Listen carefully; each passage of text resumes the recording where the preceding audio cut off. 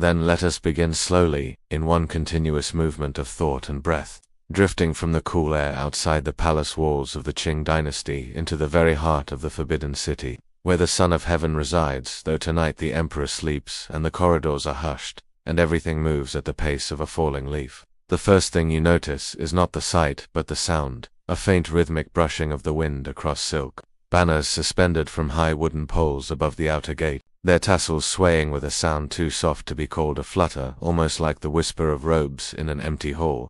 And then you hear it.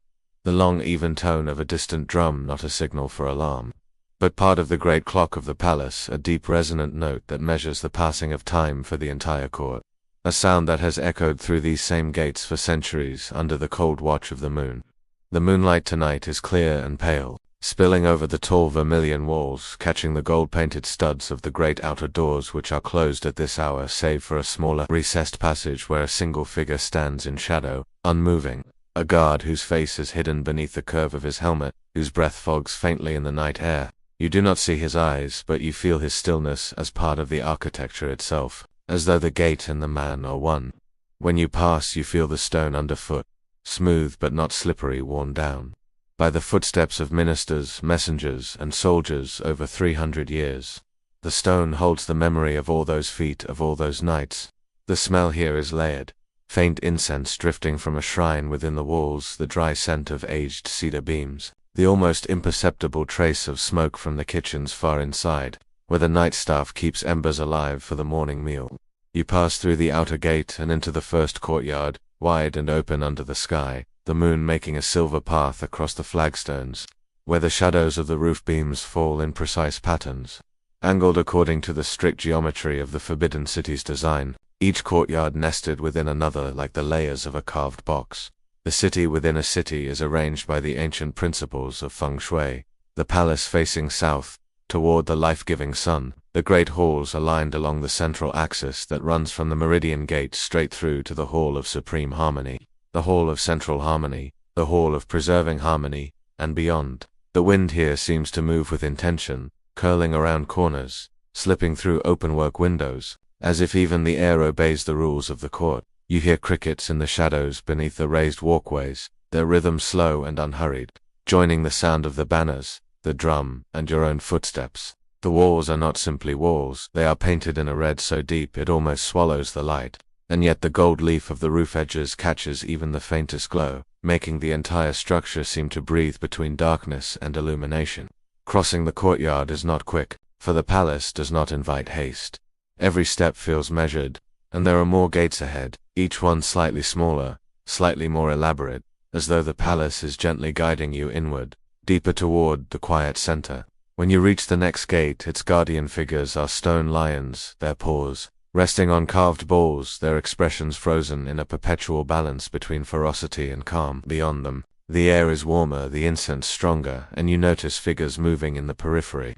Eunuchs, though you do not yet call them that in your thoughts, for they do not announce themselves, they simply exist within this space as the night exists within the day. They move without hurry, their footsteps so soft they seem to be walking on the breath of the courtyard itself, their robes whispering faintly with each shift of fabric. Some carry small lanterns whose light glows like drops of amber, swaying slightly as they pass along corridors that have known their exact paths for lifetimes. The palace waits, the walls listen, the corridors remember. These phrases echo in your mind because they seem to be the truth of this place, that nothing here is ever truly empty, that the stone and wood themselves hold the memory of all who have walked here. The palace waits for the dawn, for the next audience with the Son of Heaven, for the endless repetition of rituals that stretch backward in time. The walls listen to the soft exchange of words between attendants, to the faint crackle of lantern flames, to the padded thud of a door being closed somewhere far down the corridor. The corridors remember the Emperor's footsteps, the rustle of his robes, the sound of ministers falling to their knees and the ritual cut. As you pass through the second courtyard, the smell of the kitchens fades and is replaced by the more austere scent of sandalwood and camphor, stored in carved chests to keep moths from the silks. Your hand brushes a railing smooth as river stone, worn not by water but by the polished touch of countless hands. The sky above is deep and silent, the stars faint against the brightness of the moon. In the third courtyard, the roof tiles gleamed faintly, each one curved to carry away rain, each one glazed in imperial yellow. the color reserved for the emperor alone. The dragons carved into the ridge beams are frozen mid-motion, their mouths open in silent roars that will never be heard, their bodies coiling against the night sky. A final set of steps rises before you, and the figures at the top are again those quiet attendants, their presence as much a part of the architecture as the pillars and beams. One turns slightly as you approach, his eyes lowering, not in subservience exactly, but in the practiced courtesy of one who has perfected the art of being present without intruding. The air here feels denser, as if you are entering a space that breathes differently from the outer world, a space that holds the emperor's life like a flame in a glass lamp. The palace waits. The walls listen. The corridors remember. You move forward, the sounds now fewer, only the faintest rustle of robes, the occasional creak of wood settling in the cool night, the almost imagined hum of the city beyond the walls. The smell of incense deepens, and somewhere, unseen, water drips into a stone basin with a sound so slow and deliberate it could be mistaken for the heartbeat of the palace itself. Here on the threshold of the emperor's quarters, you are not thinking of politics or power. Though the Qing dynasty stretches over vast lands and countless subjects, you are thinking only of the stillness, of how the capital of Beijing has been laid out, so that this palace sits at its very heart, the central point from which all lines radiate outward, just as the emperor is the axis around which the empire turns. He is the son of heaven, the living link between the celestial order and the earthly realm. His position not simply political but cosmic, his every action a reflection of harmony between heaven and earth. The eunuchs here are not merely servants, they are the gatekeepers of this axis, their lives devoted to guarding access, to performing the invisible labor of maintaining the rituals that keep the empire in balance. But for now, you know them only as shadows, moving in perfect silence, as figures whose steps are part of the palace's breath. The palace waits, the walls listen, the corridors remember. You step through the final threshold.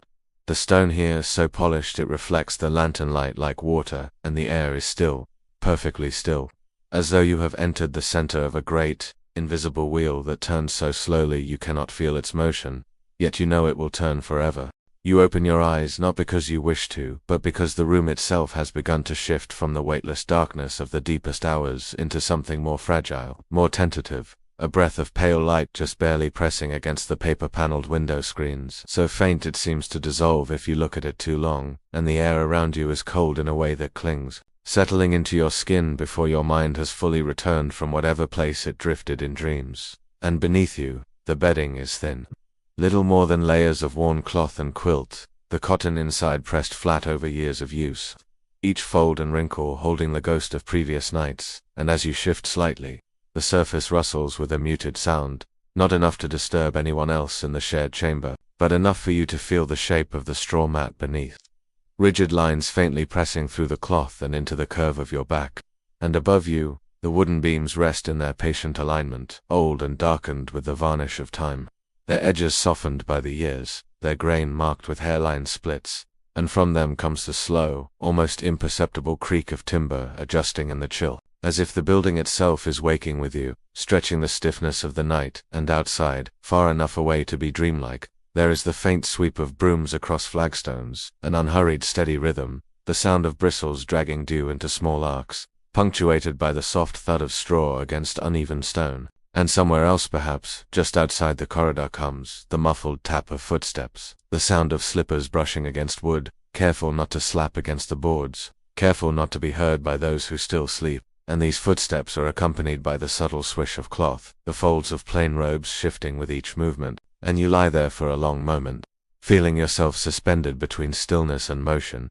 not yet ready to leave the small cocoon of bedding, but aware, in a way that pulls you gently from drowsiness, that the day is already unrolling its long, measured ribbon ahead of you, that nothing in it will be hurried, yet nothing in it will be free, and you can taste the faint dryness of the morning air in your mouth, the way it carries the smell of old wood, faint ashes from last night's brazier, and the clean but distant scent of whetstone drifting in through some half-open shutter, and you notice, without truly deciding to, the way your breath leaves your body as a pale cloud in the chill, curling upward, disappearing before it reaches the ceiling, and you hear again the sound of the beams adjusting overhead, almost like a groan, almost like a sigh, and you think of how many mornings those same beams have watched, how many days identical to this one have passed beneath them, how many more will pass without change, because here, in the quiet gravity of the palace, mornings are not the fresh beginnings they might be elsewhere, They are simply the reappearance of the same pattern, the same duties, the same shadows and lights shifting along the same walls.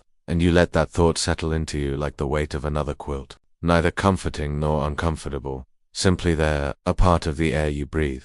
And as your ears adjust to the quiet, you begin to catch smaller sounds, the faint drip of water somewhere far off, perhaps from a basin emptied late last night, the low murmur of a voice in the courtyard, too soft to make out the words, the sound of fabric being folded, of someone's robe brushing against a doorway, and all of it weaves together into the same low tapestry of sound you have heard every morning since you first entered these walls, a tapestry so familiar it no longer draws attention to itself, it simply wraps around you, a reminder that the world outside your bedding is already moving, already awake, already following its invisible set of rules, and you close your eyes for a heartbeat longer, not to sleep, but to listen more closely, and when you open them again, that faint light through the paper has grown just enough for you to see the pale grain of the floorboards, the faint outline of your own hands resting near your chest, fingers curled loosely, and you notice the way your nails catch the dim light, the way your sleeves have fallen back just enough to show the thinness of your wrists, and you think not for the first time of how even your body has become part of this place, shaped by it, thinned by its early mornings and long hours, but also smoothed, like a stone turned over and over in a river, and you let your gaze drift back to the window, to that barely there glow, and you know without looking that beyond it, the courtyard stones will be damp, that the air will hold the faint temps of pine smoke, that the sky will be a pale gray, not yet ready to let the sun through, and you breathe in slowly, matching the quiet pace of the palace. And for a moment it feels as though you could stay like this forever, suspended between the weight of the blankets and the pull of the day, between the familiar comfort of stillness and the inevitable step into cold air. And yet, you also know that there is no choice here, only timing, and that the moment will come, as it always does, when you slide your feet from under the quilt and feel the wooden floor as cold bite against your soles, when you push yourself up in the bedding size as if letting you go, when you fold it with the same precise corners as every morning, without thinking, without needing to think, because it is the same motion your hands have memorized, the same rhythm your body knows without instruction, and in that inevitability, in that unbroken repetition, there is a strange calm, a knowledge that the day ahead will hold no surprises, no sudden turns, only the measured unfolding of tasks as predictable as the slow movement of light across the paper screens. And perhaps it is this certainty that allows you to linger just a little longer in the half-dark, to let your mind rest on the sound of the brooms again, on the muted voices, on the air's cold stillness, before you begin the motions that will carry you, step by step, into another day exactly like the last, exactly like the next, a day that will pass quietly and completely, without leaving any mark except the memory of this moment, the moment before it truly began.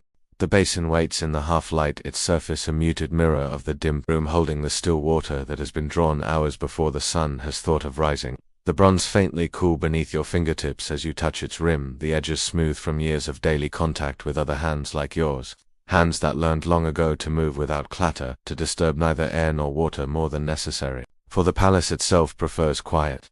You dip your fingers into the water, and it is colder than you expect. The shock brief, yet pronounced enough to stir you more fully from the remnants of sleep clinging to your skin. And as you lift the handful toward your face, you hear the faint drip back into the basin, each droplet a small, deliberate sound in the otherwise padded stillness. You wash without hurry, the water tracing lines over your cheeks, down to the edge of your jaw, and you take up the cloth, coarse, woven tightly, no ornament, and press it to your skin, feeling it draw away the dampness in a slow exchange of warmth and chill. There is no indulgence here, no scented soap, no idle splashing, for even washing is bound by form, each gesture part of a sequence repeated so often it exists in your muscles before your thoughts reach it. The way you hold the cloth in both hands, the way you fold it once before setting it down, the way the basin is placed exactly where it will be again tomorrow as it was yesterday. The bedding behind you waits to be folded, the thin quilt still holding the faint memory of your body's heat, but there is no thought of leaving it rumpled, for disorder is not merely untidy here. It is incorrect, a small but certain failing. So you smooth it flat with both palms, edges aligned, corners tucked, folds pressed in the same order as always, as though the act itself were part of a larger unseen ceremony, one in which you are both participant and witnessed. The robe hangs nearby, plain, unadorned, its weight slight but not without presence, the fabric carrying the faint scent of the cedar chest where it is kept. and you take it in both hands, lifting it as though to avoid waking the air around you, sliding your arms into its sleeves in a movement practiced so long it feels as though the robe settles itself, the cloth falling straight, the hem, even the collar aligned without need of mirrors. Outside the paper-paneled door there are footsteps, not hurried, but measured, the sound softened by the woven mats underfoot, and when you open the door you see them. The eunuchs, their faces unreadable, their eyes neither seeking nor avoiding yours, moving in the quiet procession of morning duties, their robes whispering at the edges as they pass their presence like the moving of shadows across a courtyard, inevitable without sound enough to disturb a sleeping bird. You bow as one approaches, not deeply, just enough to signal both deference and awareness, your hands folded before you gaze, lowered to the polished floor where the faint reflection of their figure glides and is gone. The corridor ahead is long and pale in the pre-dawn light filtering through high windows, the air cool and still, carrying the faint trace of incense from the night's last offering somewhere deeper in the palace. You move along it in steps that match the rhythm of the place, not too fast, never too slow, and when a servant of higher rank comes into view you step to the side before they draw close, hands folded again, head inclined, the movement seamless, unthinking, as much a part of the space as the columns and beams. These thresholds you cross, from your quarters into the hall, from the hall into the courtyard, are not merely physical, and each demands a small bow, a subtle gesture of acknowledgement, for to pass without it would be to disregard the invisible order that binds the palace, an order as present as the stone underfoot. You notice the coolness of that stone, worn smooth from countless mornings like this one, and the way your steps sound slightly different here than inside, more open. Each footfall a small note in the soft music of brooms sweeping somewhere ahead, the strokes slow and steady, as if the sweepers, too, are aware of being part of something older and larger than themselves. You pause briefly to feel the morning air on your face, not sharp but carrying the faintest trace of night's chill, and in it you can almost sense the layers of this place, the silent watchers, the unseen rules, the long corridors that turn upon themselves until you no longer think of where you are going, only of moving correctly, of moving in the way that is expected. A eunuch passes again, glancing briefly at the line of your robe, at the fold of your sleeve, at the way your hair is bound, his eyes flicking to the bedding in your room as the door stands ajar, the inspection wordless yet final. You know if there had been any fault, a corner of cloth misaligned, a collar uneven, it would be noted, perhaps not spoken aloud now, but remembered, for here nothing escapes the network of observation. The preparation continues, each motion a thread in the same tapestry woven each day, the robe smoothed once more before you continue, the basin emptied without sound, the cloth laid flat for its next use, and the faint awareness settling in you that the day ahead will be as controlled as the morning has been. Each task set, each moment framed by walls and customs that have stood longer than any of those now within them. In the stillness between these small acts, you catch again the scent of cedar from the beams above, the dustless air moving so slightly that the silk banners in the distant hall barely stir, and the light, still dim, begins to take on the faintest gold, a reminder that while the palace changes little from one day to the next, the world beyond its walls moves in its own rhythm, unseen, unconsidered here, where time is measured not by the sun but by the completion of each correct gesture, each silent passage, each unspoken acknowledgement of rank and role, until the morning preparation, with all its careful steps and deliberate stillness, leaves you standing not only ready for the day but fully within the invisible order that defines it, a part of the palace as much as the stone, the cedar, the air, and the endless unbroken repetition of its mornings. Then let us begin, slowly, without hurry, as though each sentence were a single breath drawn in the still morning air of the Qing imperial palace, as though the listener were already there, kneeling quietly on the damp stones with a cloth in hand, feeling the first touch of day not as a sudden arrival but as a long and measured unrolling of light across a courtyard that has not changed in 100 years, perhaps more. For the stones beneath you are worn to a fine smoothness, not by time alone but by the endless repetitions of service, the brushing, the scrubbing, the bowing, the same motions made by countless hands before yours, so that your body already knows the order of things without needing to think, without needing to wonder what comes next. For in the palace, there is no next, only the same eternal cycle, repeated like the steady toll of a distant bronze bell, that you cannot hear but somehow feel inside your bones. The courtyard is still damp with dew, each droplet clinging to the uneven edges between the paving stones, and when you sweep the soft bristles of your broom, Slide through those droplets, scattering them into the faintest mist that catches a whisper of pale light from a still hidden sun. Somewhere at the edges of your awareness is the faint drifting smoke of incense from the outer halls, sweet yet dry, mingling with the clean scent of cold stone and the lingering warmth of cedar and ash left from last night's braziers, and you work in silence, hearing only the rhythmic scrape of the broom, the low shuffle of other servants' feet moving slowly in practiced harmony, the occasional faint click of a brass latch being checked, polished, or closed. Your duties are not rushed, for nothing in the palace is rushed, yet they are precise, and every gesture has a place, every angle a meaning, for here, service is performance. And the audience is not always visible. Sometimes it is the other servants who notice.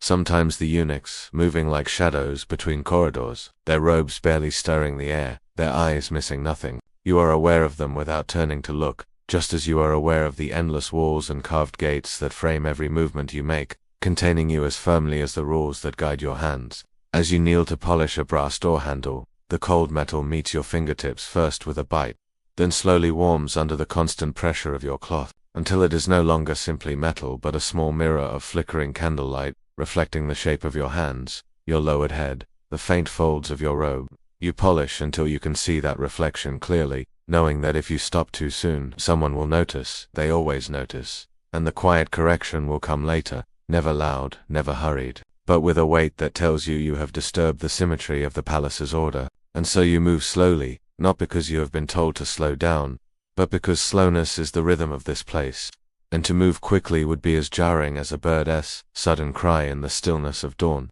You rise, smooth your robe, take 3 measured steps backward from the doorway you have just polished, bowing slightly, even though no one is there, for the act is not for a person, but for the space itself, for the threshold that must be honored. The air in the open courtyard feels colder after the still warmth of the hall, and you resume sweeping, your hands already knowing the pattern, from the outer edge inward, never crossing over what has already been cleaned, so that the final sweep leaves the stones like a calm expanse of grey water untouched by wind. In this way the morning unfolds without clock or measure, marked only by the subtle change in light as shadows retreat from the walls, and the smell of fresh incense grows stronger, renewed by another set of hands somewhere deeper in the palace. You are aware, without fully thinking it, that every action you take is not only work, but also a silent offering to the order of things. The emperor will never know your name, but the perfection of your sweep, the gleam of a handle you have polished, the absence of dust in the corner of a corridor.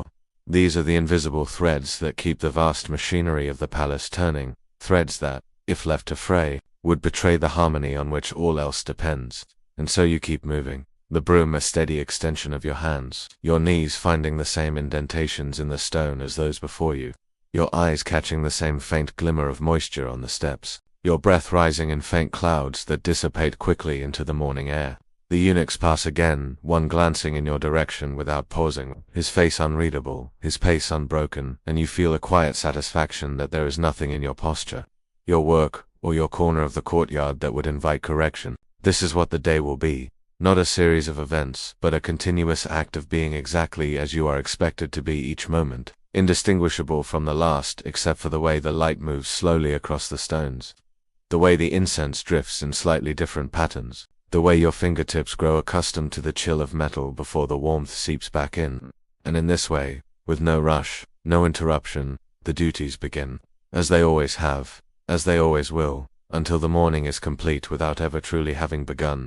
Then we move inward, the way a tide slides between rocks without disturbing the shells that cling there, your steps carrying you past the outer halls and toward the veiled heart of the palace where the imperial family resides, where the air itself feels closer, heavier, as though sound does not travel freely here but is weighed, sifted aloud only in certain measures. The polished floors beneath your feet gleam, like dark water reflecting the faint shapes of beams and lanterns overhead, and each footstep must be placed so softly that even you cannot hear it, your soles brushing the lacquered wood as though afraid to wake it. In your hands is a tray, the weight perfectly balanced, bearing porcelain cups that release slender threads of steam, carrying the fragrance of the morning's tea, not the bitter, brisk scent of the servant's own drink, but something finer, layered with the warmth of roasted leaves and the faint ghost of jasmine blossoms, dried in a distant summer. You know the path by memory, turning where the corridor narrows, pausing where the wall panels are painted with cranes, each bird mid-flight, yet frozen forever in the lacquer, their white feathers catching what little light filters through the silk-covered windows. Ahead, the inner quarters stand quiet, guarded not by visible sentries, but by the stillness itself. A stillness that makes you aware of your own breathing, of the weight of your robe's sleeve as it brushes against your arm, of the slight tremor in your hands that you must will into silence. You enter without knocking, without announcing yourself for the act of service. Here is not one of arrival, but of seamless presence. You are here, but you must not be noticed arriving. You cross the room slowly, the tray steady before you, the silk of your own robe, whispering faintly though you wish it would not, and you set the tea upon the low lacquered table, so gently that the porcelain kisses the surface without sound. The cups are arranged in a precise arc, their painted rims facing outward, the steam rising evenly between them. The handles of the teapot are turned just so aligned to the grain of the wood, the spout angled neither toward nor away from the emperor's seat, but resting at the exact midpoint as you have been taught. Around you the room smells of sandalwood and ink, of the faint powder from the women's hair, and beneath it, all the ever-present thread of the tea's warmth curling through the air. You do not look toward the adjoining chamber, though from within you hear the low murmur of voices, one deep deliberate, another higher and quicker, and the faint rustle of silk as someone shifts upon cushions. You are not meant to see, not meant to hear beyond what sound cannot be avoided. You keep your gaze lowered to the table's surface, to the scrolls you must arrange next, each unfurled just enough to be ready for reading, their edges aligned so perfectly that a single line could be drawn along them without break. The paper is cool and smooth beneath your fingertips, the brush strokes dense with black ink that still holds a faint scent of soot and water, though the characters are not for you to read. Once they are set, you step back, moving into the shadowed corner where you will wait, your hands folded within, your sleeves, your eyes lowered, but your awareness extended like a thread through the room. Here stillness is not simply the absence of movement, but a deliberate holding of the body, an erasure of your presence until you are nothing more than part of the architecture, a column, a shadow, a patch of patterned screen. Time passes differently in this corner, marked not by the sweep of a clock but by the smallest of signals. A glance from a steward, a hand's slight tilt, the pause, and a voice from the adjoining chamber. Each is a summons, though never spoken aloud, and when it comes you move with the precision of a calligrapher's brush making its final stroke. Deliberate, complete, without hesitation, you cross the floor again, aware of every shift in the lacquer beneath your feet, every flicker of light along the edges of the tray you carry now cleared, every breath held in your chest to keep the stillness from breaking. Behind you the murmur resumes, the rustle of silk returns, the tea cools slowly in its cups, and the scrolls lie in their perfect alignment, untouched but ready. This is how the hours pass in the inner quarters, not in action but in readiness, in the fine balance between being present and being invisible, between touching the life of the palace and leaving no trace upon it at all.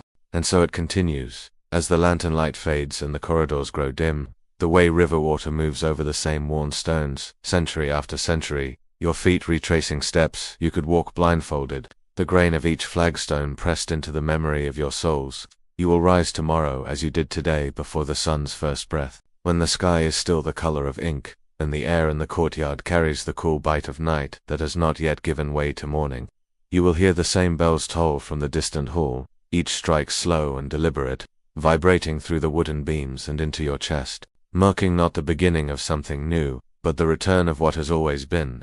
You will sweep the same cold stone, the broom's bristles whispering against the damp surface. As the dew clings stubbornly to each groove, you will replenish the incense in the outer halls, the smoke unfurling upward in slow spirals, carrying the scent of cedar and faint ash from last night's braziers, the fragrance catching in the folds of your robe and lingering there until you sleep. You will polish the brass handles until they shine as though they hold a fragment of the sun, your reflection bending and shifting in their curves, until it feels less like you and more like the palace itself staring back. You will walk the same silent corridors to deliver the same tea, its steam curling in the same fragile ribbons into the air, the porcelain cups aligned to the same unspoken standard, the spout set at the same careful angle. You will hear the rustle of silk from a nearby chamber, the sound like a sigh drawn out into cloth, and you will keep your eyes lowered because the silk does not rustle for you. You will wait in the same shadowed corner, your body still as carved wood, until the same small gesture summons you forward. The same tray growing lighter in your hands as it empties, the same steps retraced in perfect reverse. You will bow the same bows, each as deep and unhurried as the last, until your muscles perform them without thought, as natural as breathing. And yet each bow will feel heavier, as though the air itself grows denser with the passing days. The light will shift as it always does, moving slowly across the polished floors until it fades, leaving only the muted glow of lanterns and the faint drifting threads of incense smoke that never seem to vanish entirely.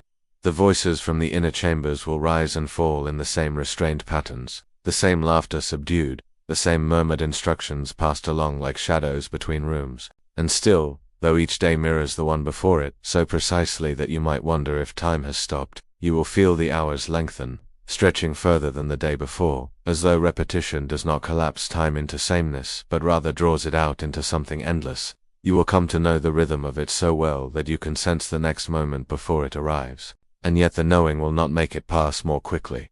It will only make you more aware of its weight. And so the cycle turns, without fanfare, without any single moment to mark its passing, only the quiet certainty that tomorrow you will walk these same stones, hear these same bells, smell this same smoke, feel this same cold against your knees as you kneel to scrub, see this same silk shimmer in the corner of your eye, bow these same bows until your back aches, and wait in the same stillness until the next unspoken signal calls you to move. You will endure it because it is not yours to change, and because the palace itself endures, its stones unmoving, its incense ever burning, its silk ever rustling somewhere beyond the reach of your hand. And in its endurance you are folded into something larger than yourself, a pattern that has neither beginning nor end, only the slow, measured pulse of duty that will carry you, step by step, into another day that feels like the last, and the one before, and the one after, until the rhythm itself becomes the only thing you know. You are not yet awake, not fully, but the world around you has already begun its slow turning. Somewhere beyond the thin paper walls, a foot slides across polished wood, its sound softened by distance and the hush of morning. The faint creak of a beam reminds you that the building is older than any servant alive, older than the emperor himself, and it shifts in the cool air like an old man drawing his robe closer. You lie still in the embrace of your bedding, feeling its faint, retained warmth along your side, a warmth that is already slipping away, giving way to the deeper chill that waits beyond the covers. The scent comes to you first, the starch that stiffens the cotton layers, the clean, faintly metallic tang of water used to wash them, and underneath it all the dry whisper of cedar from the chest in which they are stored when not in use. Your breath makes a shallow warmth beneath the quilt, and for a moment you do not wish to break it. The air beyond feels sharper, unsoftened by your breathing. There is no rush. There is never a rush. In the palace, each motion is measured, not because time is plentiful, but because haste is dangerous. You learn to linger in the space between sleeping and waking, to let the sounds build themselves around you before you add your own. A distant door slides open on its track, the sound long and thin as a drawn brushstroke. Two voices pass in quick exchange, too low for words to be caught, their tone carrying only the business of the day. A robe swishes, the soft, layered rustle of silk against silk, and fades again into distance. You close your eyes again, not to sleep, but to listen as the layers of the morning arrange themselves, each one distinct, like threads laid across the same loom. Slowly you begin to register the air on your skin. It finds your face first, cool against the places where the bedding has shifted in the night. Then your neck, your wrists, the back of your hands. It is the kind of cool that does not bite, only reminds that you are inside stone walls, and that the sun's warmth must travel far to reach you. You shift your toes under the covers, feeling the coarser weave of the underlayer that protects the finer quilt above. The bedding is its own small geography, smooth stretches where you have not moved, ridged and folded places where your body has pressed the fabric into gentle valleys. You open your eyes at last, but only halfway, and the world remains blurred at the edges. The paper of the shoshi screens is pale, almost the same color as your quilt, and in the dimness before dawn it seems without weight, like a wall made of air. A single hair, caught across your cheek, moves slightly when you breathe. You do not move to brush it away. Your hands rest loosely against your ribs, fingers cold inward, as though even they have not yet remembered the day's work. There is a kind of permission in this pause. You are not yet part of the palace's movement. You are a still point in it, a bead on the thread before it is drawn through. The knowledge that you will rise, that you must, hovers just beyond thought, but it does not press. Not yet. You listen instead for the pattern beyond your walls. A faint scuff of cloth on wood, perhaps someone sweeping the outer hall. A muted clink, a basin being set down somewhere very far away. A bell sounds once, low and round, as if struck from within a cloud. Your mind drifts to the cold of the floor. You know its exact nature before you touch it. The way it holds the night's chill deep in its stones. The way it will seep into the soles of your feet and climb your legs if you stand too still. That knowledge keeps you a moment longer in the warmth, letting the contrast sharpen in your imagination. When you finally do move, it is with care, as though not to disturb the air. One knee bends, the quilt slides, and the edge of the bedding folds over itself in a slow collapse. The cool finds your skin instantly, a silent agreement between stone and air. You push yourself upright, feeling the gentle pull along your spine, the faint ache of muscles that have lain still too long. The bedding pulls in your lap, heavy from its own layers. Your bare feet find the mat first. Softer than the floor beyond, but still touched by the night's breath. You sit there for another breath, or 2, or 10. Shoulders drawn in slightly against the air. Head tilted down, eyes tracing the weave of the mat without focus. There is no need to look up yet. In the palace, looking up is a kind of statement, and you have no statements to make here. Your fingertips rest on the bedding, smoothing it where your body has left its imprint, as though to erase the proof of sleep. The cloth is cool now where your touch travels. Your breathing is even unhurried, each exhale merging into the quiet around you. You feel the day waiting, but at a distance, like a tide that has not yet reached your shore. Somewhere, the faintest tap, a ladle against a basin, signals another servant's progress. You do not answer it. Your own turn will come, only when the light shifts. Just slightly a suggestion of silver along the edge of the paper wall. Do you let your hands move to the edge of the quilt, folding it back with deliberate care? Each fold is smoothed flat before the next, each movement echoing in the small space between mat and wall. The act is not yet part of the day's labor. It belongs still to this quiet interval, a gesture of readiness rather than duty. You stand at last, the mat sighing slightly under your weight, the air cool and open around your legs. Your feet meet the stone, and it greets you exactly as expected. With that low, steady cold that feels less like temperature and more like time itself, the kind that does not change because you wish it to.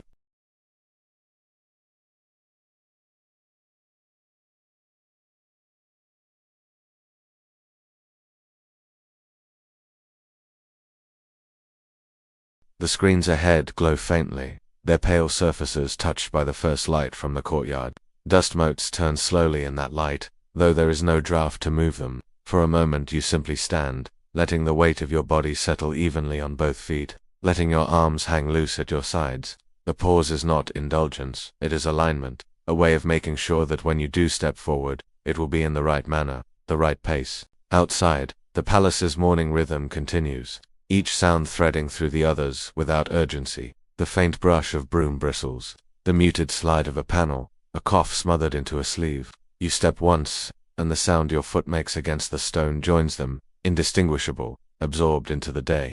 You are awake now, but in the palace, even waking must be done quietly. The basin waits in the hush before dawn more than an object. It is a constant, an anchor in a place where everything else flows according to the tides of rank and ritual. Low to the ground, rounded like a moon fallen from the sky, it rests upon a carved wooden stand whose legs have been polished smooth by decades of careful hands. The bronze itself holds the history of those who have bent over it, the soft depressions along its rim where fingers always seem to land, the gentle blur of once crisp designs worn down by cloth and water and skin. Even before you approach, you know the exact cold that will greet you. Not the wild, biting cold of winter rivers, but a tempered, disciplined chill, the kind that never startles but seeps in, as if it has been waiting for you all night. You kneel, the mat beneath your knees whispering against the floor. The light in your quarters is a single, tired glow from the oil lamp, a trembling flame that catches the rim of the basin and turns it briefly to gold. The water inside is still as polished glass, catching only the faintest distortion from the breath you exhale. In it you see nothing clearly, not your own reflection, only a suggestion. As though the basin refuses to reveal you until you earn the day ahead. Before you touch it, you linger. The air is heavy with the last threads of sleep, the starch scent of the bedding still clinging to you, the cedar oil that seeps from the chest in the corner, the faint smokiness of yesterday's brazier long gone cold. You listen, because in the palace you are always listening first.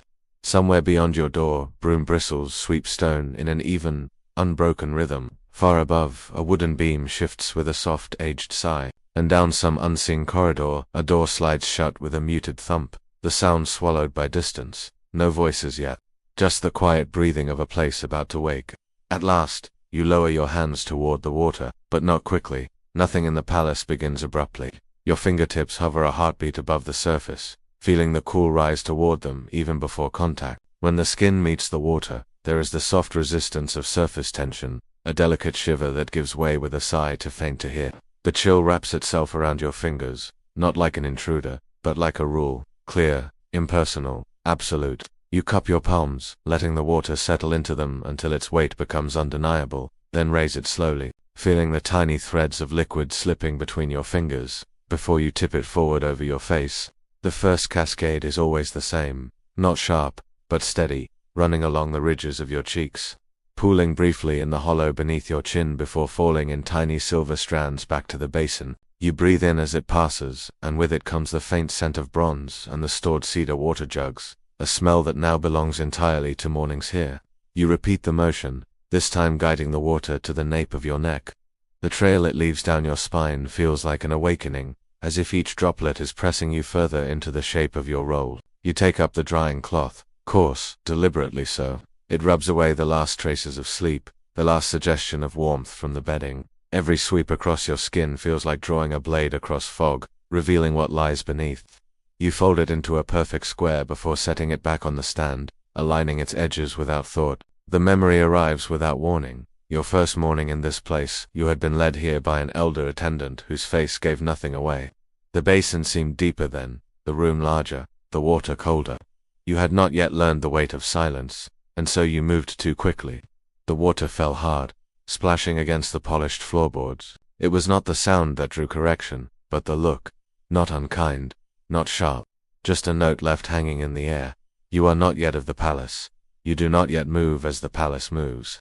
It took many mornings to learn how to disturb the water only as much as necessary, to let your hands become part of its calm rather than an interruption. Now, your movements carry no excess. Each gesture is an answer to an unspoken command. Nothing spills, nothing hurries. The basin accepts and releases you in silence. Outside, the broomstrokes in the courtyard grow louder. The air in the room shifts, gaining a faint draft from a hallway you cannot see. Somewhere close by, a robe's silk hem whispers against the floor. No one comes to call you, but you understand you are already expected. The water in the basin has stilled again, the ripples gone as though you were never here. The bronze catches the lamp's last glow before you turn away, and you feel it. The line that has been crossed. You are no longer between worlds. The night has been washed away. The day has claimed you. The robe waits in its usual place, folded with a stillness that almost seems sentient, as though it has been holding its breath through the night for this moment, when your hands will disturb its rest. A soft and uncomplaining guardian of the day's first duty, its surface carries the quiet of early hours, the color neither purely pale nor entirely dim, like parchment that has aged in shadow without ever being touched by direct flame, a hue that refuses to draw the eye yet somehow commands attention in its lack of demand, a visual whisper that says, "I am here, but not for you to notice." You begin not with lifting but with feeling, fingertips brushing the top fold, tracing the slightly cool expanse of its uppermost layer, the chill not sharp but persistent, the sort of coolness that reminds you it has been resting untouched, absorbing the unspoken hours before dawn.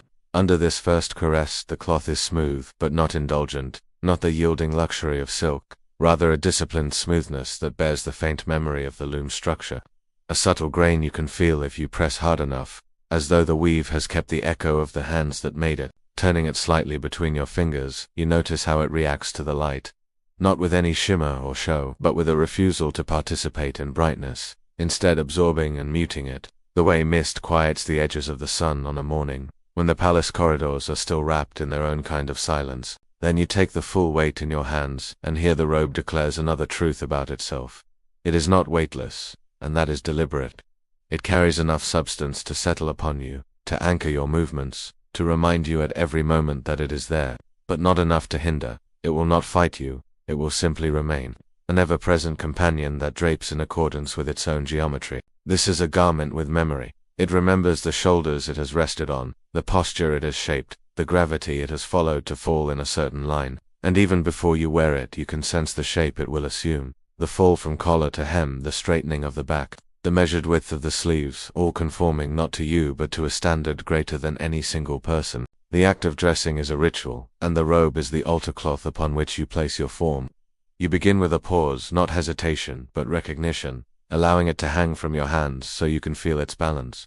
The sleeves droop open, silent, waiting to swallow the arms they have been tailored for. Without glancing down, you find the openings, the familiarity of their shape guiding your fingers, and you slide your arms in, first one then the other, the fabric drawing over your skin with a faint whisper, carrying with it the scent of laundry that has dried not in the wind, but in the ordered stillness of the palace courtyard, where sunlight is rationed like gold and no cloth flaps wildly in the air. As it passes over your shoulders, the weight divides itself evenly along your frame, settling with the inevitability of something that has done this countless times before. Yet there is always a moment of misalignment, a reminder that garment and body are separate entities, negotiating their relationship, a slight twist at the collar, an uneven drag at the hem, and without thinking, you begin the small adjustments that are the true heart of this ritual, a palm smoothing the front from shoulder to thigh, pressing the night's looseness into the straight lines required by the day. A pinch at the side seemed to coax it into a vertical drop, fingers traveling down each line like a reader tracing text in a book they have read 1,000 times but must read again. For the meaning changes in the act of repetition, your gaze falls to the hem. Precision is the unspoken law here, and the hem must hover exactly above the ankle, an invisible line that separates correct from careless. Too high and you look rushed, as though you have run in haste through your tasks. Too low, and the robe swallows the foot, marking you as inattentive to detail. A gentle tug corrects this, one so subtle it could be mistaken for the smallest shift of stance, and the fabric obeys without protest. Then there is the collar. The palace favors a clean V, its lines converging in a way that draws the eye downward without drama. You pull at the fabric lightly, aligning it so the point falls in perfect proportion, the motion as instinctive as breathing, as necessary as it is unremarkable. The plainness of the robe is not emptiness, it is the deliberate absence of all that might draw notice. There is no embroidery to tell a personal story, no color to claim allegiance beyond service, no flourish to suggest a will of its own. In this absence lies its meaning. It erases the distinctions between those who wear it, pressing each into the same shape until only the work they perform remains visible.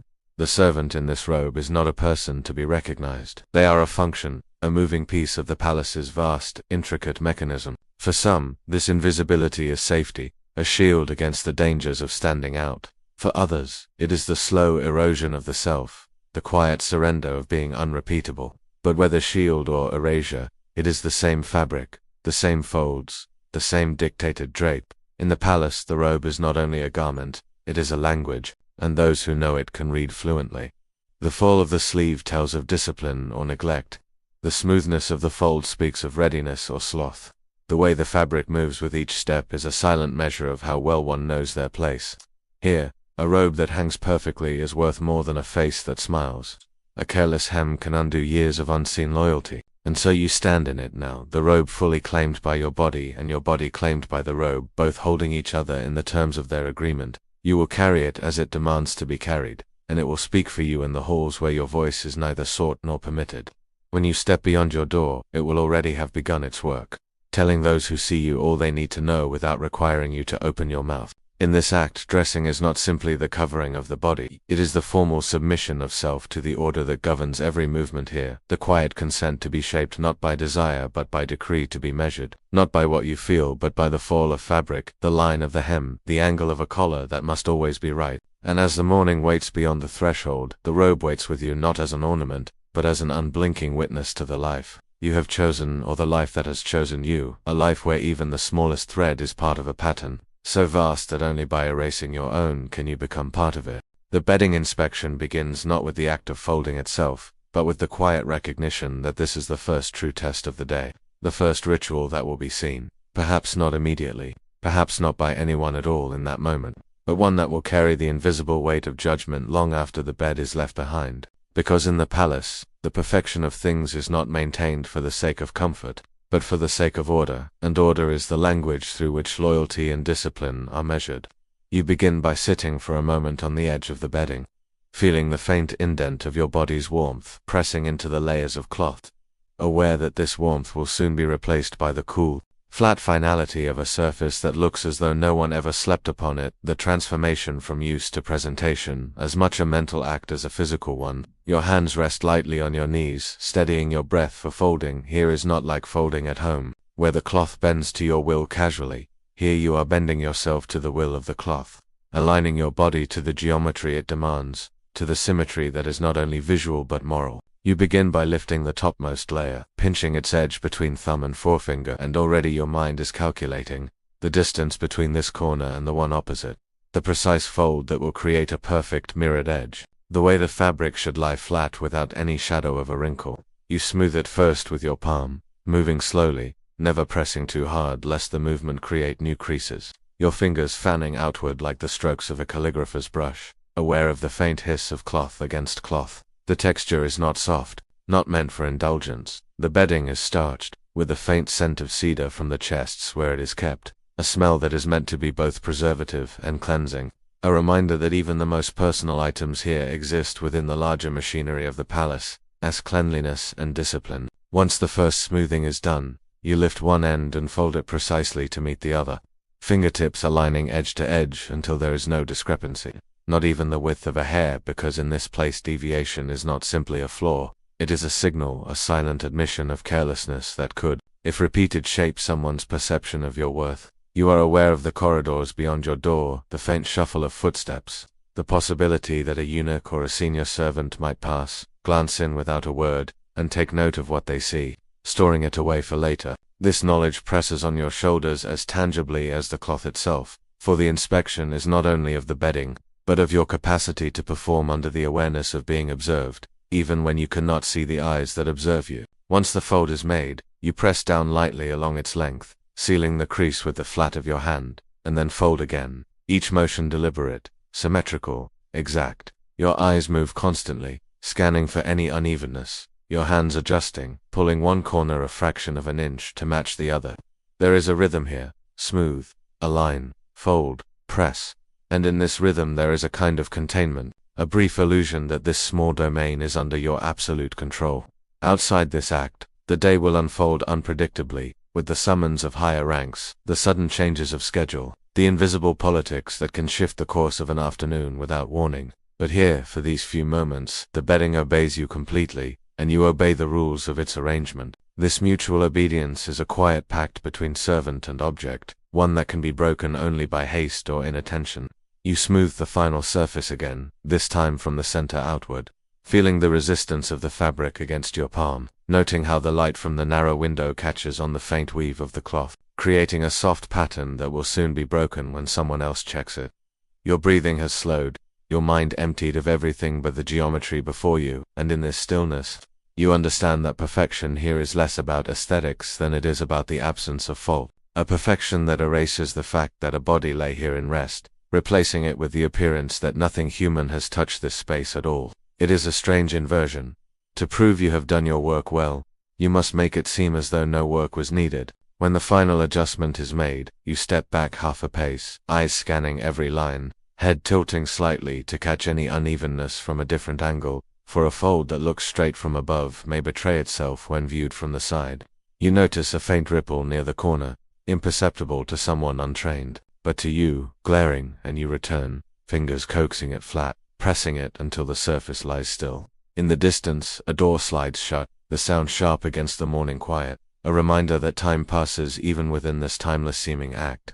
Yet you do not rush. Rushing would undo all the precision you've cultivated. You place your hands lightly on the bedding one last time, feeling its cool smoothness, and then withdraw, leaving it in its final, perfect form, knowing that when you return at night, you will undo all this work in the simple act of lying down, only to begin again tomorrow. Because the folding of bedding here is not about the bedding at all, it is about the cycle, the endless return to the beginning, the demonstration, day after day, that you can meet the same standard without faltering, without allowing the monotony to dull your care. And as you turn away, you feel that the bedding, in its silent perfection, now speaks for you in the language the palace understands best, the language of control, precision, and the quiet, invisible proof that you have already passed the first test of the day. The corridor is not merely an architectural feature of the palace, but a living artery, a vein that carries the lifeblood of the day forward. And stepping into it is like crossing a threshold into a realm where every detail, every slant of light, every whispered footstep, every brush of fabric, is an unspoken law. The air changes immediately as you pass from the dim privacy of your chamber into this elongated space. a cool current slipping along the floor from one unseen opening to another, bringing with it the mingled sense of morning incense, faint kitchen smoke, and the subtle dryness of sun-warmed wood.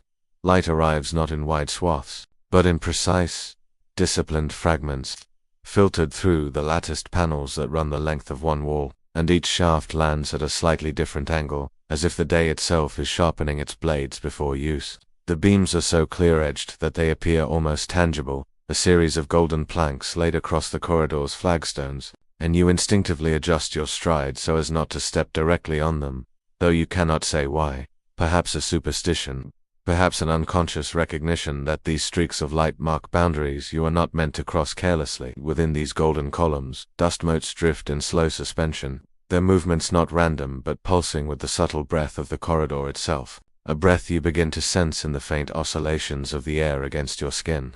Though your eyes are lowered, as training demands, you still feel the corridor in your peripheral awareness, the narrowing ahead where the walls seem to lean toward one another, the faint shimmer of movement at the edges of sight where higher-ranked servants pass, their pace unhurried, but assured, their robes made of finer fabrics that catch the light in ways your own does not. Silk brushing against silk in a hush so delicate it feels like the sound of a page being turned in a distant chamber.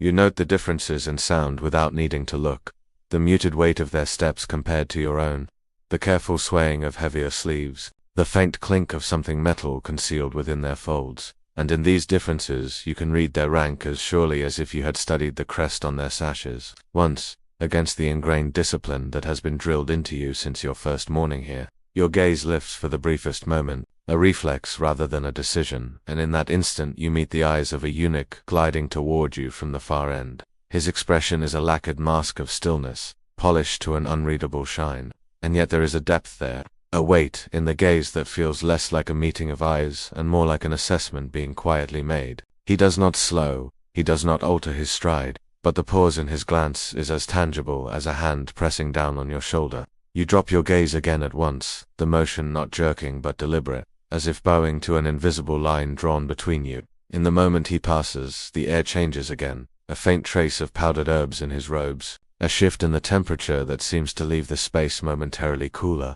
and you understand in a way, beyond words, that such encounters are less about interaction than calibration, small, silent adjustments to your place in the palace's order. As his presence recedes, the corridor seems to lengthen again, unfolding its full measure before you, its floor laid in alternating patches of shadow and light, its walls hung with the distant echoes of closing doors, the faint scrape of broom bristles on stone somewhere beyond the turn ahead. The space is not empty, it is threaded with motion, most of it unseen, all of it moving toward destinations you cannot yet name.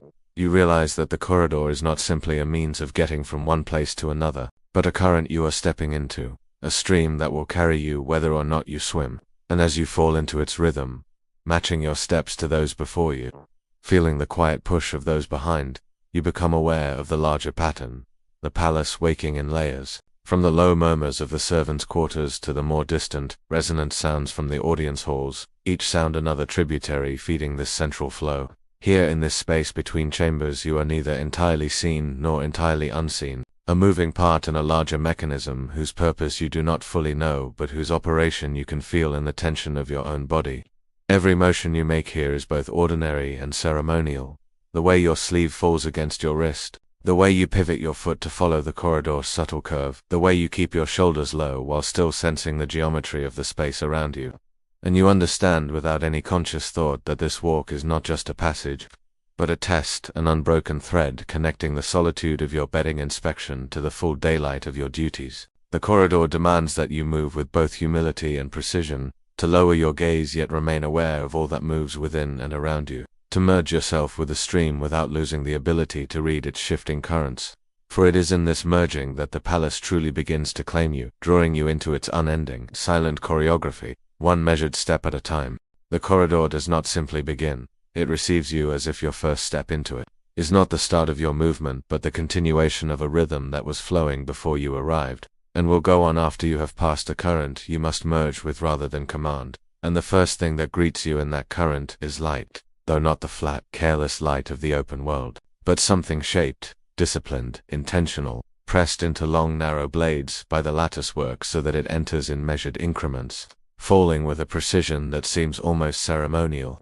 Each blade of light is a silent ruler measuring the floor, the wall, the very air, and you feel that if you paused too long with your foot between them, the sun itself might mark you tallying your presence as part of the day's record.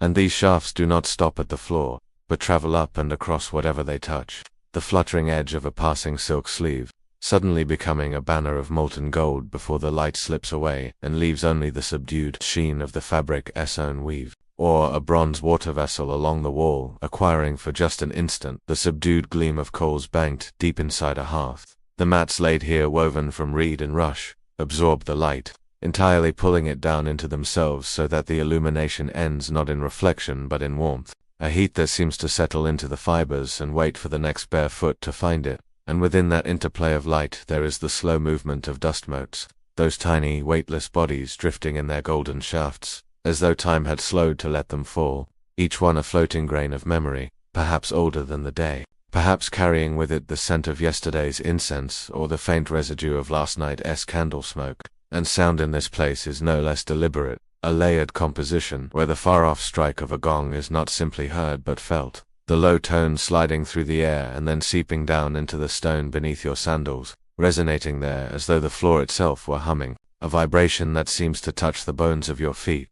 Nearer there is the measured shuffle of slippers across the mats, the subtle difference in sound when they cross from woven reed to lacquered wood, the faint creak of a bamboo frame shifting in the cool morning air. Now and then, water makes itself known, a distant splash from a courtyard basin where some unseen hand rinses a cloth or stirs the surface, the ripples carrying that soft rounded sound of water, meeting water, which somehow makes the corridor feel even more still by contrast. And smells come not all at once, but in thin layers, the primary note being the incense that drifts here from a chamber you have not yet reached, not the heavy perfumed kind, but something resinous and dry, like the inner bark of a tree offered to flame, beneath which lies the greenish tang of cedar wood just polished with oil, its aroma mingling with the faint metallic sweetness that comes from bronze fittings rubbed clean at dawn.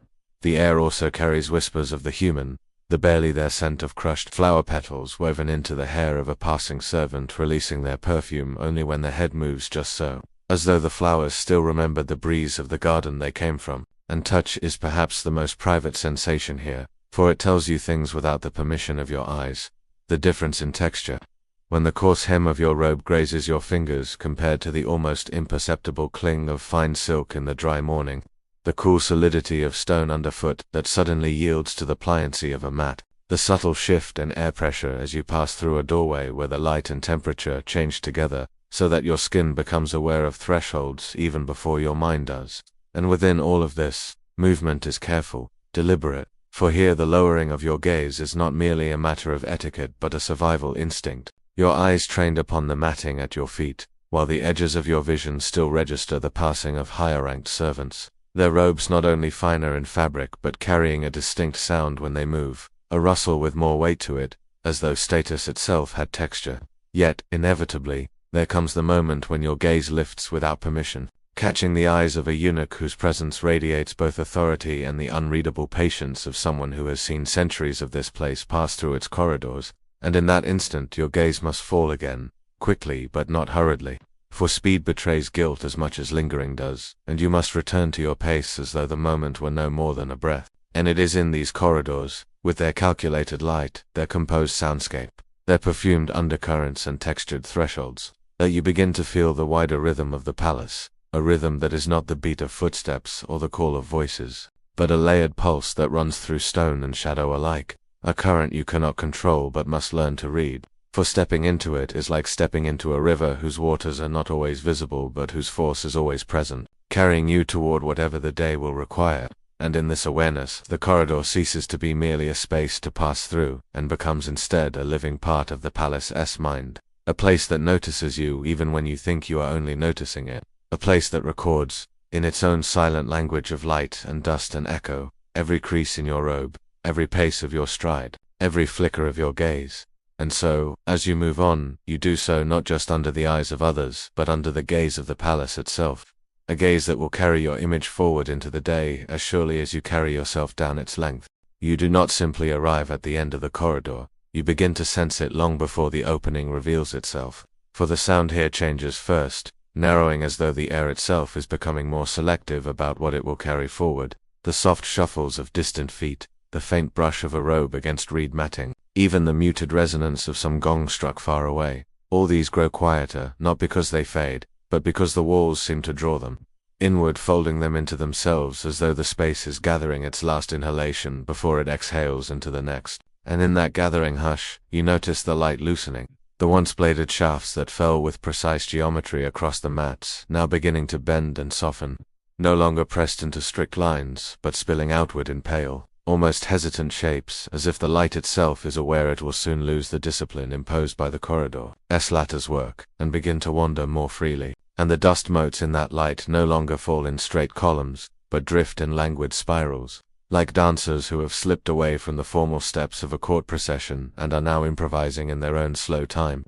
The air, too, begins to shift, the steady, even coolness of the corridor giving way to a faint stirring that brushes your cheek with an almost imperceptible difference, warmer and carrying hints of something richer, though you cannot yet name it. And then in the narrowing of sound and loosening of light, you feel the space before you start to expand in the way a lung does before speech, an unspoken signal that a new presence waits just beyond your sight. And then comes the threshold, that exact line where the corridor ends and the hall begins. Not an abstract division, but something your body reads before your mind does. The stone beneath your sandals changes in tone and in temperature, the faint matte grip of the corridor's worn floor giving way to a subtly cooler, denser stone, whose surface feels almost imperceptibly convex beneath your step, so that your weight shifts differently, your foot rolling a fraction more before it settles. There is a moment, not more than the space between two breaths, when you pause without deciding to pause, for the air at this boundary behaves in its own way, thinning for just an instant, as though the currents from two distinct worlds meet here, and hesitate before mingling.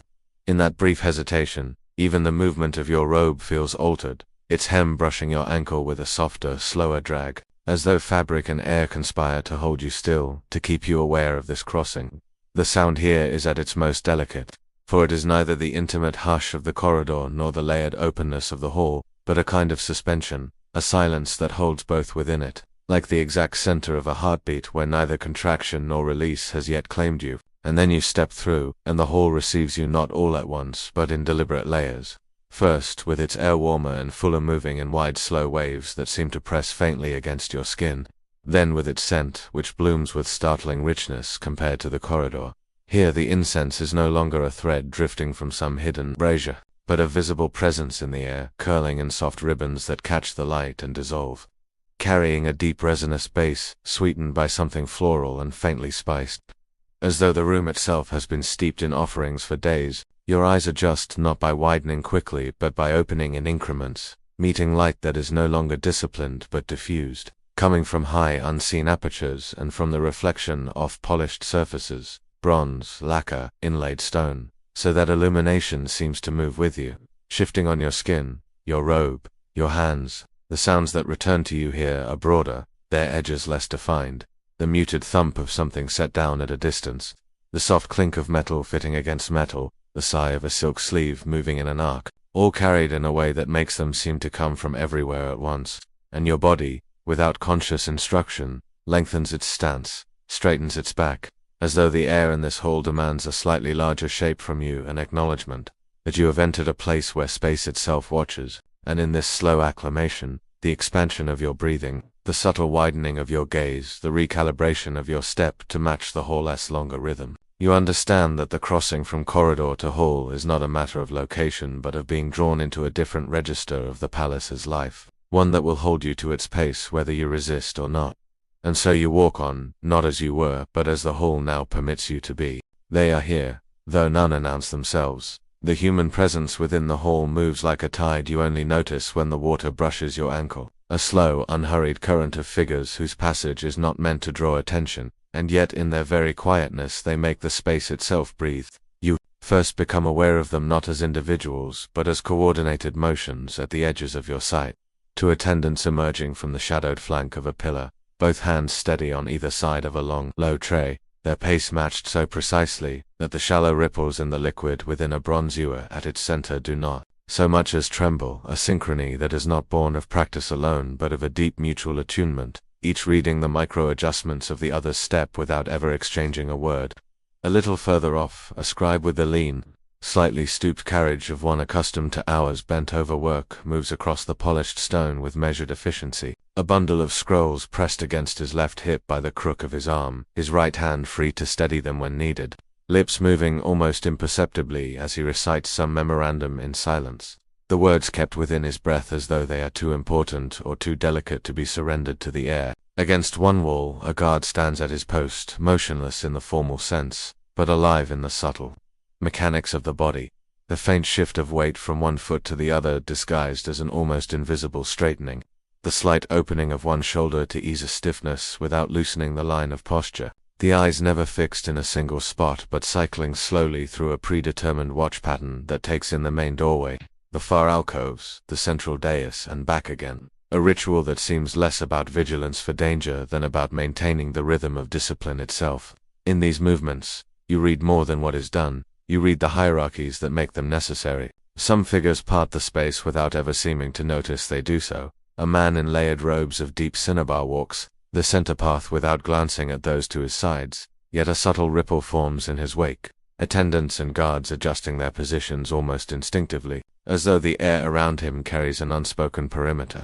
Others move as though they belong to no register at all, gliding along the edges with heads bowed slightly, their robes kept narrow against their bodies, footsteps set to a rhythm that neither hurries nor lingers, slipping between larger presences like minnows between stones, their invisibility a kind of skill, perhaps even a survival. In one instance, two figures cross paths, a high-ranking official and a junior attendant, and the interaction happens entirely in posture. The official's chin does not lower, but the attendant's bow is exact in depth and duration, hands folded at the precise angle before rising, eyes never meeting the other's. The whole exchange timed so that neither one breaks stride, yet the acknowledgement is complete.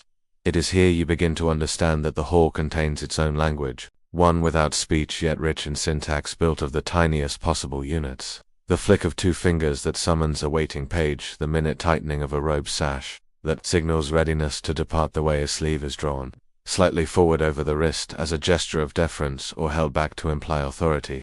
A shallow bow may be dipped lower when passing a certain alcove, perhaps because someone of note is within, though you never see them, while a slightly longer pause in setting down a tray might allow for a glance toward a senior servant to confirm the arrangement is acceptable.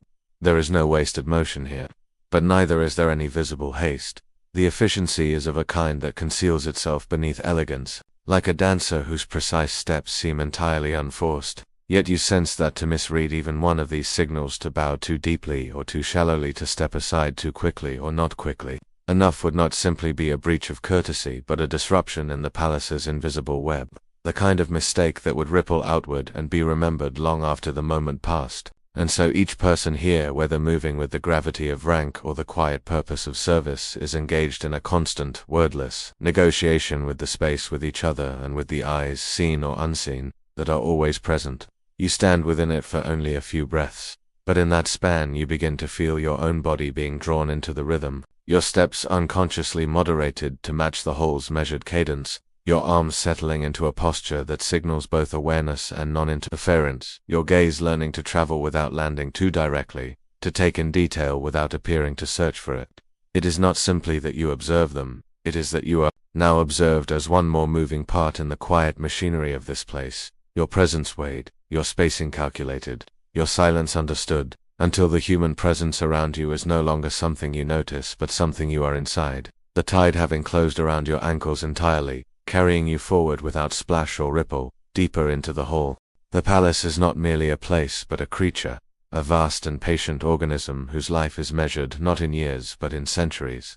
And as you move through it, the sense grows that you are not walking through stone but within a body, the corridors stretching ahead in long, tapering lines that are not hallways so much as arteries, carrying the steady circulation of servants, scribes, and couriers like blood cells in a constant loop, each with a purpose and a destination, their passage ensuring that messages are delivered, meals arrive warm, decisions flow from chamber to chamber as oxygen flows from lung to limb. Thresholds are not just doorways but valves, points where movement narrows and is regulated, where one must pause however briefly to be admitted or to wait for another to pass. so that the flow of life never collides but alternates in a controlled rhythm.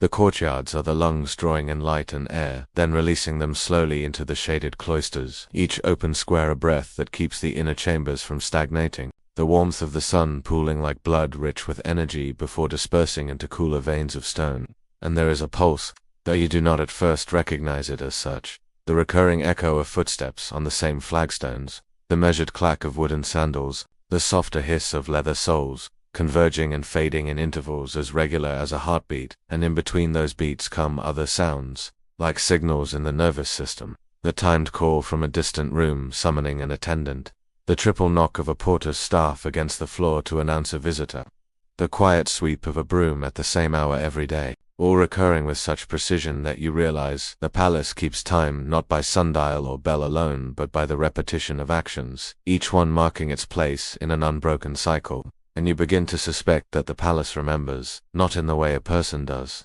with thoughts and stories, but in the deeper way a body remembers the root of its own blood. The very stones underfoot have been polished into a kind of memory by the passage of generations, the edges of steps worn down by the same arcs of motion repeated by those long gone, the corners of door frames smoothed by countless brushes of fingertips as people have steadied themselves in passing, the shallow grooves in thresholds where countless sandals have crossed without pause. Even the walls bear this memory in their sheen, the places where tapestries have hung so long that the stone beneath is paler, as though the fabric's absence leaves a ghost. And in this awareness comes the sense that you are not simply walking in the present moment, but are also tracing an ancient path mapped by the movements of those before you, your footsteps falling into a pattern shaped centuries ago, the pulse you hear not only belonging to those here now, but to an unbroken succession of bodies moving through the same veins and valves and lungs of this living palace. In one courtyard you pause, and it is like standing in the chest of some great beast, the air warm and bright as an inhale, the shadows beneath the arcades cooling and stretching like the slow release of breath. The sound of a fountain at its center like the faint rush of blood in the ear, a constant murmur that feeds every other sound without overwhelming it. As you cross back into a narrower corridor, the light narrows too, the walls drawing closer as though the body you inhabit is conserving heat, the pulse quickening with the echo of your own tread added to the layered cadence of others ahead and behind. At a turn you glimpse a servant emerging from a side passage and merging seamlessly into the current her pace. Neither hurried nor slow, but tuned to the flow as though she had been walking this artery all her life, and perhaps she has. For the palace teaches this rhythm, embedding it in the bodies of those who serve within it until they move as naturally through its chambers as blood through a vein. Further on, at a great threshold flanked by columns, you must pause, not because anyone blocks the way, but because this is one of those valves where entry is measured, where an unspoken agreement governs who may pass and in what order. And as you step forward at the appointed moment you feel the shift, the pressure of the space ahead like the sudden opening of a gate in the heart, and the flow continues.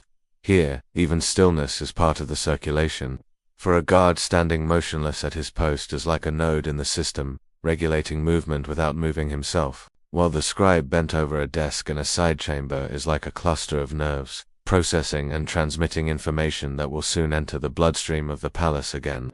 And as you continue, the awareness sharpens. This organism you inhabit does not sleep, for even at night the pulse will continue, the breath will rise and fall, the veins will carry their quiet traffic by lamplight, and the memory of each day will be added to the deep, wordless record stored in the stone, so that the next morning, when light pours again into the lungs of the courtyards and the valves of the thresholds open to let the day's life pass through, it is not a beginning but a continuation, the same blood flowing through the same body, as it has for generations, as it will for generations more. The palace is not merely a place but a creature, a vast and patient organism whose life is measured not in years but in centuries, and as you move through it the sense grows that you are not walking through stone but within a body, the corridors stretching ahead in long tapering lines that are not hallways so much as arteries, carrying the steady circulation of servants, scribes, and couriers like blood cells in a constant loop, each with a purpose and a destination, their passage ensuring that messages are delivered, meals arrive warm, decisions flow from chamber to chamber as oxygen flows from lung to limb. Thresholds are not just doorways but valves, points where movement narrows, and is regulated, where one must pause however briefly to be admitted or to wait for another to pass, so that the flow of life never collides but alternates in a controlled rhythm. The courtyards are the lungs drawing in light and air, then releasing them slowly into the shaded cloisters, each open square a breath that keeps the inner chambers from stagnating. The warmth of the sun pooling like blood rich with energy before dispersing into cooler veins of stone. And there is a pulse, though you do not at first recognize it as such. The recurring echo of footsteps on the same flagstones, the measured clack of wooden sandals, the softer hiss of leather soles, converging and fading in intervals as regular as a heartbeat. And in between those beats come other sounds, like signals in the nervous system. The timed call from a distant room summoning an attendant, the triple knock of a porter's staff against the floor to announce a visitor, the quiet sweep of a broom at the same hour every day, all recurring with such precision that you realize the palace keeps time not by sundial or bell alone, but by the repetition of actions, each one marking its place in an unbroken cycle. And you begin to suspect that the palace remembers not in the way a person does with thoughts and stories, but in the deeper way a body remembers the root of its own blood. The very stones underfoot have been polished into a kind of memory by the passage of generations, the edges of steps worn down by the same arcs of motion repeated by those long gone, the corners of doorframes smoothed by countless brushes of fingertips as people have steadied themselves in passing, the shallow grooves in thresholds where countless sandals have crossed without pause. Even the walls bear this memory in their sheen, the places where tapestries have hung so long that the stone beneath is paler, as though the fabric's absence leaves a ghost. And in this awareness comes the sense that you are not simply walking in the present moment, but are also tracing an ancient path mapped by the movements of those before you, your footsteps falling into a pattern shaped centuries ago. The pulse you hear not only belonging to those here now, but to an unbroken succession of bodies moving through the same veins and valves and lungs of this living palace. And yet, as you walk, you feel your own smallness against its vastness, not in a way that diminishes you, but in a way that dissolves you, as though the self you carry is gently unstitched and drawn into the rhythm of something older, steadier, greater than you, so that your pace begins to adjust without conscious thought. Your shoulders align with the narrowness of the passage. Your head inclines at the appropriate moment when crossing a threshold. The sound of your own steps folds so completely into the existing cadence that you can no longer pick them out from the rest.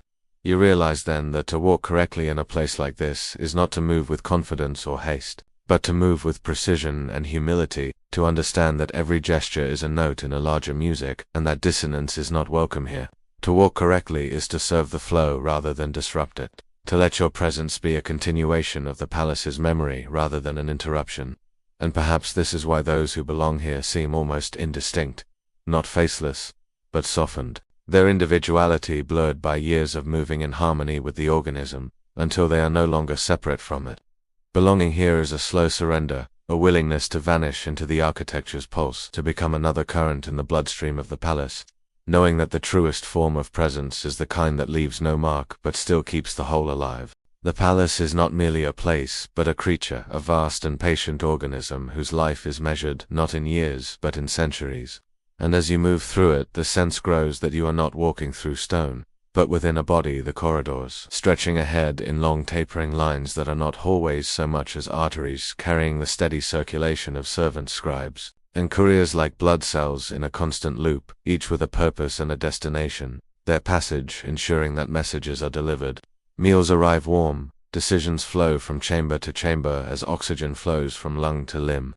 Thresholds are not just doorways but valves, points where movement narrows and is regulated, where one must pause however briefly to be admitted or to wait for another to pass, so that the flow of life never collides but alternates in a controlled rhythm.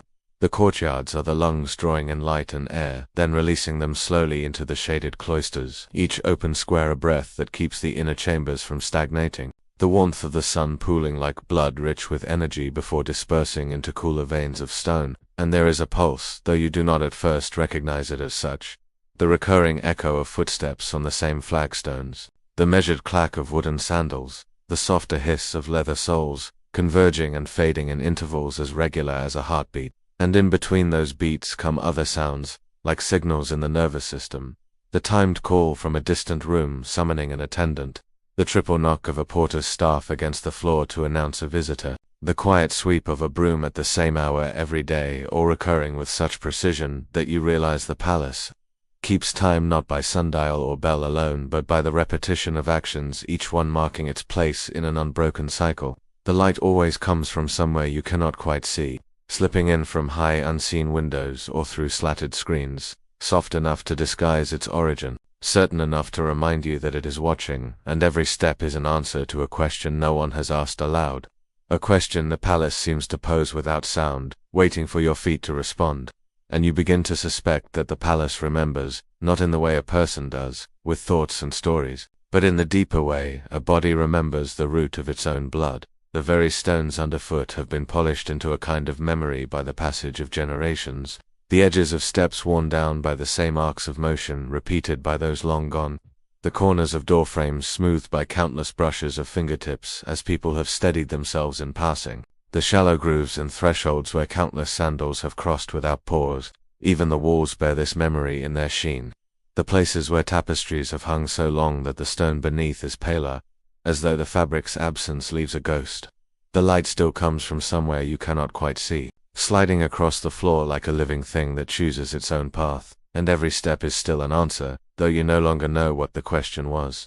In this awareness comes the sense that you are not simply walking in the present moment, but are also tracing an ancient path mapped by the movements of those before you, your footsteps falling into a pattern shaped centuries ago, the pulse you hear not only belonging to those here now but to an unbroken succession of bodies moving through the same veins and valves and lungs of this living palace.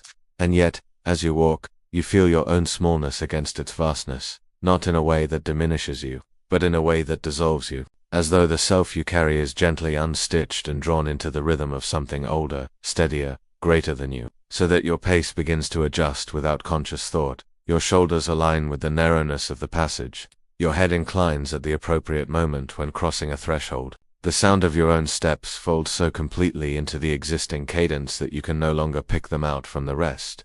The light always from somewhere you cannot quite see rests on your shoulder like a hand, and every step is an answer to a question that belongs to the palace alone. You realize then that to walk correctly in a place like this is not to move with confidence or haste, but to move with precision and humility, to understand that every gesture is a note in a larger music and that dissonance is not welcome here.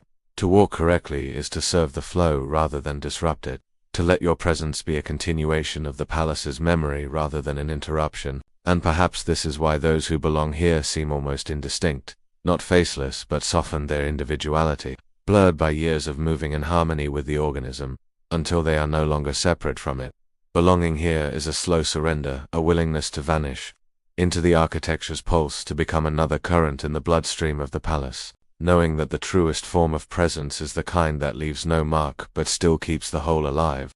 Then let us walk slowly, not as we walk in the market, nor as we walk in the sunlit courtyard where voices rise and scatter like startled birds, but as we walk when the air itself feels like a hand at our back, urging us forward yet insisting on quiet, when each step feels weighed in the palm of something larger than ourselves, something that will not rush, something that will only allow arrival on its own terms. And so the first thing to notice is not the door ahead, not even the suggestion of a room beyond, but the way the corridor's voice begins to change. For here in the passageway the stone still holds the quick, bright echo of footsteps, a rhythm that doubles and returns to us from the walls. But even now that echo is fading, as if the stone has tired of conversation, or as if we are passing into a zone where sound prefers to remain folded into itself, where each footfall is taken in, absorbed, not passed along. And you begin to hear the hush gathering, not silence exactly, but the kind of stillness that is full of the memory of motion, like the quiet sea after waves have rolled away. And as we walk deeper, the air cools in a way that feels less like temperature and more like intention, as though the walls themselves are narrowing the space to slow us, the floor smoothing underfoot until the distinction between one step and the next becomes almost ceremonial. And ahead, there is a faint difference in the light, not a beam, not a blaze, but a loosening, the kind of loosening you feel when a curtain has been drawn back in another room, a glow permitted to drift this far but no farther, and we see it at the end of the corridor, not an open square, but a softening in the shadow, the stone around the threshold breathing just a little more, inviting just enough illumination to tell us that we are approaching a change. And this loosening is not a mistake of architecture, it is deliberate. It is the palace deciding how much we may see before we enter, and so it gives us only this, the suggestion of more, the impression that beyond is a place that has held itself in reserve for centuries. And as we step closer, the light begins to tighten again, like a hand closing, for the doorway is not eager to reveal, It is a guardian that permits passage but not intrusion, and when we cross into the grinding chamber, the air is different again. Heavy in a way that makes the chest expand slower, cooler in a way that settles the skin, and the light here is not an accident but an inhabitant, slanting in from some aperture we cannot see, falling in muted gold on a single shape in the room, and at first the shape is only a silhouette, a dark mass with a hint of a curve, an outline that might be a seat, a small altar, or the back of some sleeping animal, and we do not yet think of stone, we think only of presence, for it sits with the quiet weight of something that will not move for us, that does not need to move for anyone, and as our eyes adjust the silhouette gains depth, the curve revealing itself as the long hollowed belly of a matard, the shadow beneath deepening into the space where maize would be held, and then the surface begins to show itself, first as a soft matte plane, then as something more complex, textured with tiny grooves that catch the low light with faint scratches that cross like the lines on an old palm, telling a story in a language of abrasion and persistence, and only now do we see the legs, short and steady, holding the body above the floor, not legs made to move but to anchor, each one worn smooth at its edges, where hands have lifted, adjusted, perhaps washed it in some long-ago morning, and around it, the shadow pools, clinging to the base as if it does not wish to be separated from the stone, and here the air has a faint dryness to it, as if the dust of ground maize still lingers even when no grinding is taking place, a scent that is not sharp but soft, like the smell of parchment or woven mat, something that carries both food and history, and though the room itself is simple, just walls, a floor, a ceiling, the way the light and shadow conspire around the matter makes it feel as if the rest of the space has bent itself to hold this single object at its center, as if the palace's countless corridors and chambers have all led us here, not because this is the grandest place, not because it dazzles with gold or murals, but because here is the pulse, here is the stone that turns raw grain into the life of the household. And standing in the doorway we feel that we have been brought to a kind of inner sanctum, a place that does not announce itself, but waits to be recognized, and the recognition is not sudden but slow blooming in the mind as the light continues to shift, showing one moment the curve, another the shadow, another the fine dust along the rim, until it seems that we have known this stone longer than we have been in the room, as though our own memory has been stretched backward by the sight, and we find ourselves pausing, not because we have decided to pause, but because the room has paused us, and in that pause the corridor behind feels impossibly far away, as if we have crossed not only space but some threshold in time, and the world outside, the calls of the courtyard, the shuffle of servants, the measured steps of guards, all of it seems to have folded shut, leaving only this air, this hush, this waiting stone, and in the stillness, our own breath sounds loud, then soft again, as though even it is learning the rhythm of the chamber. And we realize that the journey here was not a walk from one place to another, but a descent into the most patient part of the palace, where nothing hurries, where every entrance is measured, where the first sight of the matete is not the beginning of seeing but the end of it, the final opening of a door that has been closing us in, since the first step we took down that quieting corridor. The matete rests before you as if it has always been here, an immovable presence not merely in this room but in the life of this place. The kind of object that does not simply exist in time but gathers it, absorbs it, compacts it into its very grain so that the first thing you notice is not its size or shape but its gravity. A gravity not of mass but of meaning. A pool that draws the eye downward and inward, beginning with the surface. A shallow basin, yes, but one whose curve is no accident, worn into place by centuries of patient, repetitive motion, each pass of the grinding stone like a river carving its bed, so that this hollow now cradles not just the dais maize, but the ghosts of thousands upon thousands of mornings, each one the same and yet different, the hands that worked here belonging to different generations, but all speaking, without words, the same intimate language of pressure and rhythm. The surface is not smooth but gently undulating, a map of minute rises and depressions, each one telling a story of how a particular hand once pressed harder here, eased there, or let the grinding stone pause in the quiet moment between breaths. To look closely is to see a history of touch written not in ink but in abrasion, and to run your own fingers lightly over it is to feel that history push back against you, a reminder that the stone knows, more than you, that it has been taught by those who came before, and will instruct those who come after, its patience infinite. The edges draw your attention next, and they are not uniform either, in some places chipped, where an accidental strike or a hurried lift caught the side just wrong. in other places smoothed into gentle arcs by the brushing of cloth or skin or the simple erosion of time, so that the rim of the matata becomes like a set of teeth, each worn differently, each a marker of some invisible diet of work and weather. And you imagine how each chip might have been made, perhaps during a moment of distraction, a child's voice calling from outside, or a sudden gust carrying the smell of rain. The color is a layered complexity of stone tones, a base of gray deepened in the shadows, light into a pale ash where the morning sun rests, and threaded through with faint veins of darker mineral, like lines on an ancient hand. On this canvas of gray lies a dusting of gold, faint and persistent, the maize dust that clings no matter how the surface is brushed or washed, for it has entered into the stone's pores, become part of its skin, and in certain angles of light this dust gleams as if the stone itself is exhaling sunlight it once absorbed. Even as you look, your body notes the temperature, the stone holding two seasons at once, warm where a shaft of sun has laid its touch for an hour, cool where the shadow clings, and to run your hand from one to the other is to feel a miniature migration, like passing from late spring to early dawn in a single motion. The smell here is subtle yet inescapable, and it anchors you as surely as sight or touch. There is the dry, almost sweet scent of maize dust, carrying a memory of fields under midday heat. Beneath it a faint mineral note, the clean, almost metallic aroma of stone itself, and threaded within a more elusive trace, perhaps the oil left by countless hands, warmed and released by the sun's touch, mingling with the faint perfume of crushed petals caught in the hair or sleeves of those who have bent over this stone. And you realize that to breathe here is to breathe through time, to inhale the residue of work and care and sustenance layered in the air.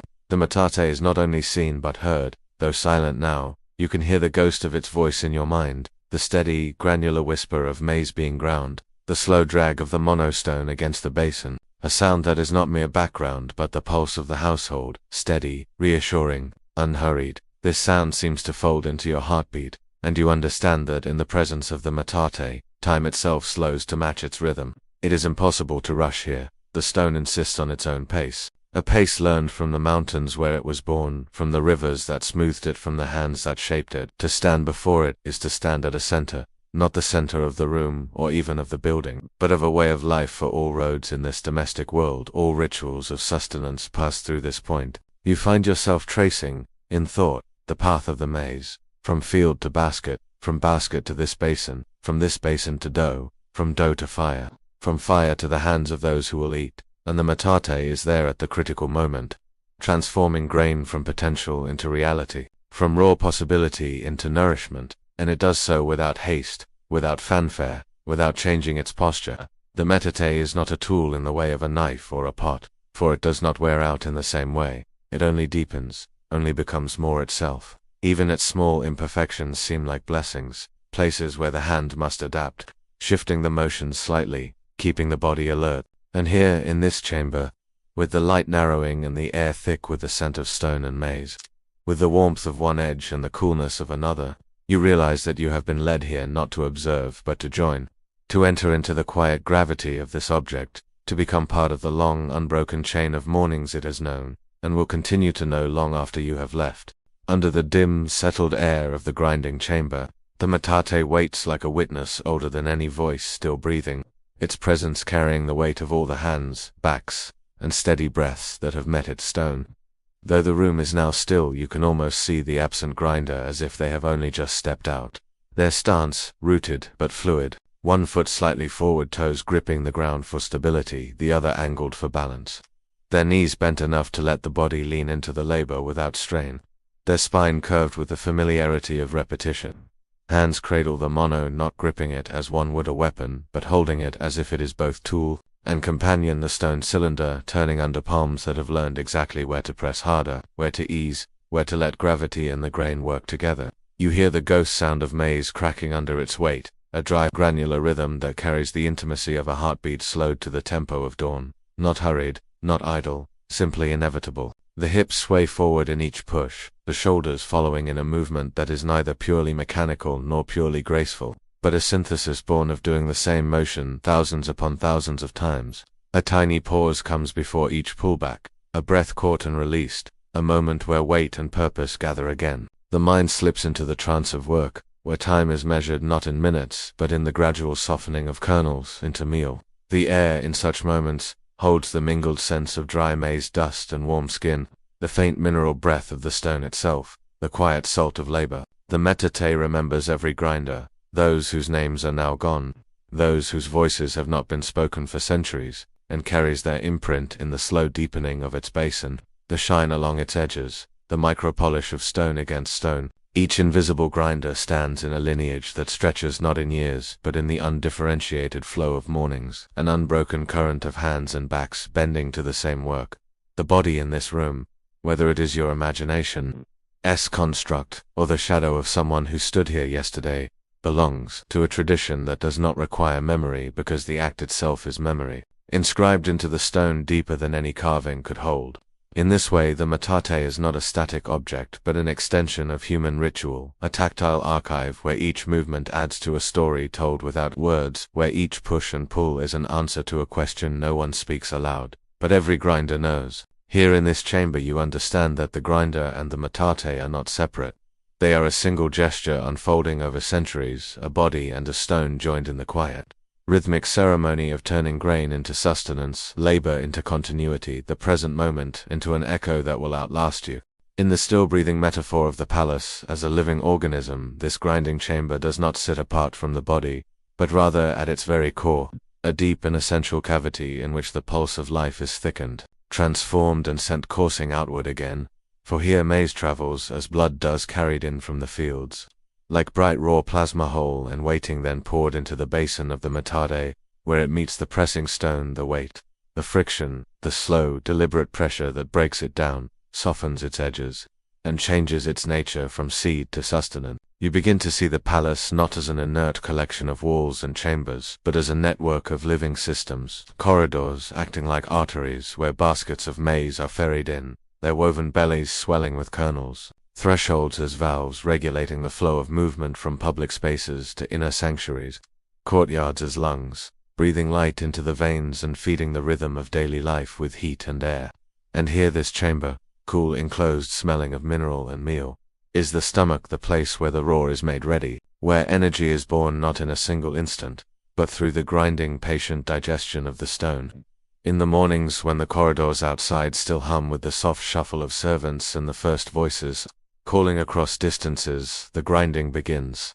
The rasp of mono against metate, steady and granular, a pulse in the lower register of the palace's soundscape. It is not loud, but it is constant, a murmur as dependable as the beat in your own chest.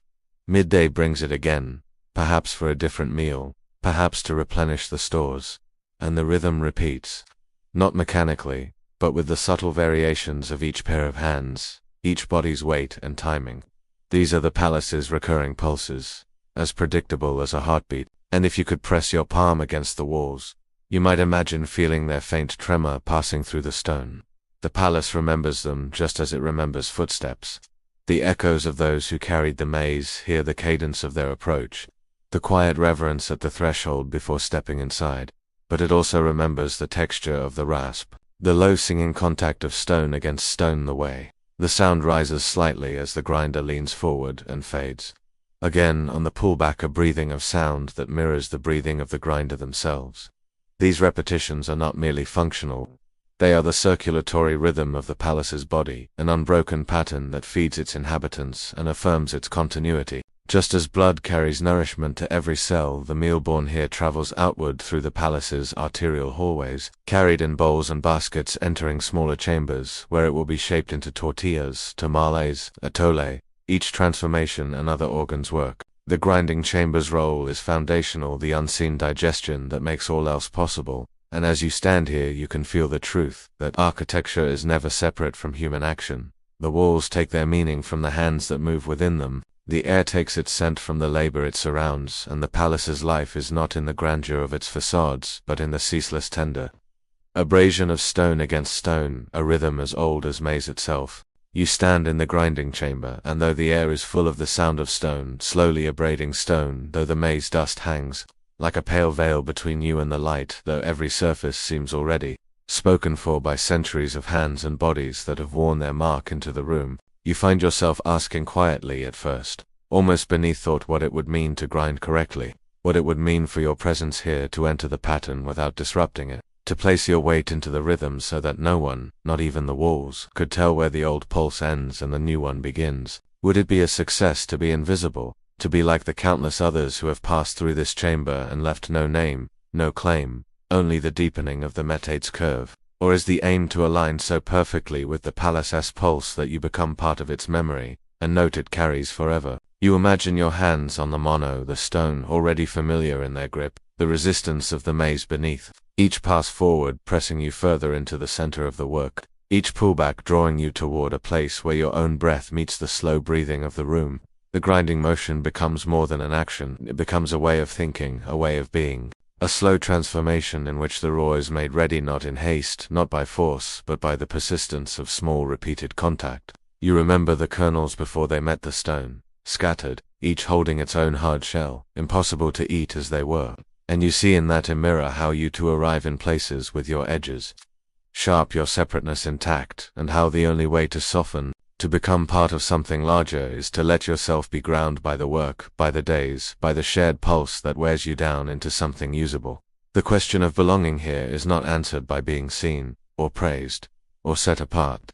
It is answered by dissolving into the motion until your presence is felt, not as you, but as the continuity of the rhythm. To grind correctly might mean to surrender entirely to the pace, to trust that the palace's stomach knows how to digest, not just maze but also the laborer, to turn effort into sustenance, identity into role, isolation into alignment. And as you imagine your own body bent over the stone, you feel how the work itself changes you, the spine adjusting to its curve, the hips finding the small shift forward and back, the arms learning to push without strain, the breath falling into the same long arc as the stroke of the mono. You begin to understand that the metate does not care for speed or flourish. It asks only for steadiness, for the faith that if you keep moving in this circle of wait and release, something will change. Not visibly at first, but deep inside, where the raw becomes the ready, where the scattered becomes the whole.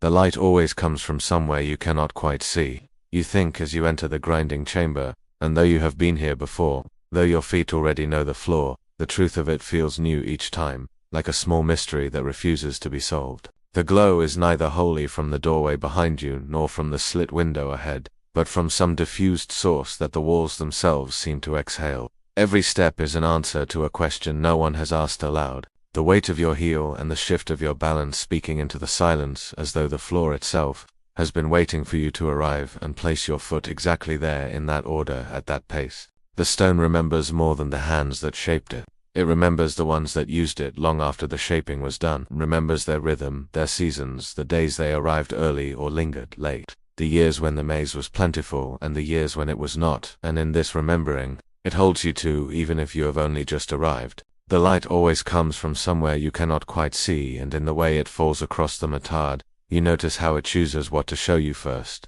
The curve of the basin before the chips on the edge, the cool shadow before the warm patch where the sun has rested for hours.